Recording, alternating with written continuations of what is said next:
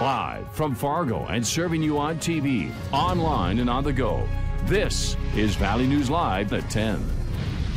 Construction along 10th Street in North Fargo has been talking point for many residents, from blocked roads to noise and general inconvenience. Now some say multiple trees are being cut down. One woman who contacted our whistleblower hotline is upset, saying the city didn't say a word about it. Valley News Team's Katie Opperly has her complaint. The fact that there are trees makes a big difference, and they absolutely affect the quality of life on this street.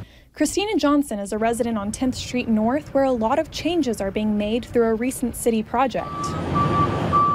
Johnson is now speaking out after not only her personal trees, but city trees around her home are being removed. We lose trees for a lot of other reasons that are unavoidable. You know, they're either damaged in a storm or they get sick or whatever, which is why it just seems bonkers to me that you cut down a dozen that are fine. Not just a dozen, but 19 trees will be removed from this area of Fargo. If this is some kind of a safety upgrade or something, that it seems like there are other options. The city of Fargo teamed up with the Department of Transportation and city designers for the project. They say the trees are being removed to improve line of sight in the area for drivers. Safety is obviously one of our #1 priorities. Our whole vision that we have at the DOT now is Vision Zero, to try to vision zero fatalities on our roadways, and we need to do things like this to help us achieve that goal. But we don't like taking trees out any more than anybody else. Kevin Gorder from North Dakota DOT invites residents to come to public meetings to ask questions and stay informed. He also welcomes phone calls or any line of contact from people of the area. Johnson tells us her main grievance is that the city did not inform her of the plans directly, and she was unaware of any public meetings. The trees are one of the things about the street that doesn't suck. It's the first thing that has made me consider actually moving in 15 years.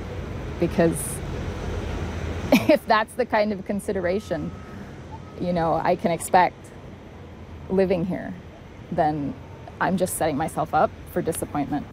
In Fargo, Katie Opperly, Valley News Live.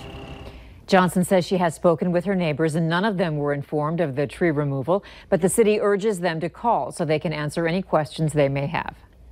Bail has been set at $2 million each for a man and woman arrested in connection with the death of a man after human remains were found at a Clay County farmstead. 39-year-old Jason Jensen and 34-year-old Kayla Westcott are charged with second-degree aiding and abetting in the murder of 41-year-old Troy Yarbrough of Wahpeton. Investigators say last Wednesday, Yarbrough was hit over the head with a yard rake handle and an axe before being brought to a shed and left overnight. They also say that Westcott and Jensen went to the shed the next day and Yarbrough was still alive, and that he was then hit over the head with a cinder block, killing him. Yarbrough's body was put in a burn pit and later buried near trees. The accused are blaming each other for the murder. What went through your mind when you saw something like this? Where's my phone? I hope somebody does that for me if my house goes up.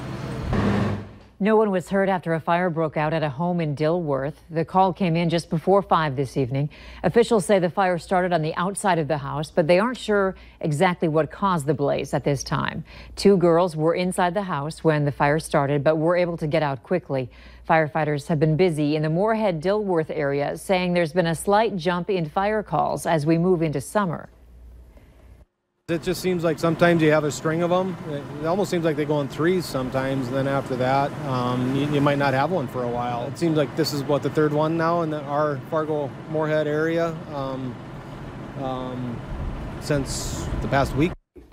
There's heavy damage to the garage of the home. Crews were able to put out the flames shortly after arriving on scene.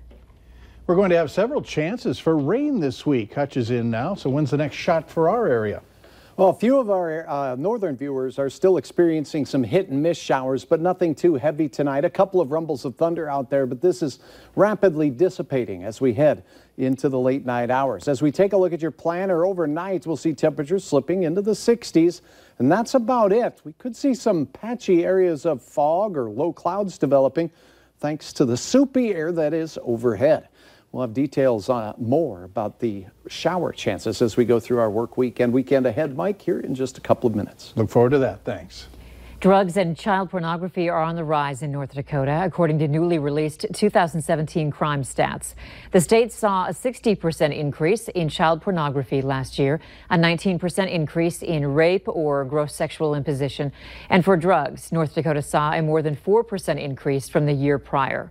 North Dakota Attorney General Wayne Stenjum says people trafficking drugs into the state is a concern because those people are usually heavily armed. Stenjum adds that a new website has been created that lets you see all of the raw crime data. The site also includes information about the victims and what the situation was. We have a link to the site attached to this story on our website, valleynewslive.com. A new prescription scam is making the rounds in the area. A technician at the New Cara Pharmacy in Valley City contacted our whistleblower hotline after more than 20 customers came in, hoping to redeem a text message promising a $0 copay on prescription meds. The text message alone can't hurt the customers, but if the pharmacy tries to redeem the false coupon, their personal information is at stake.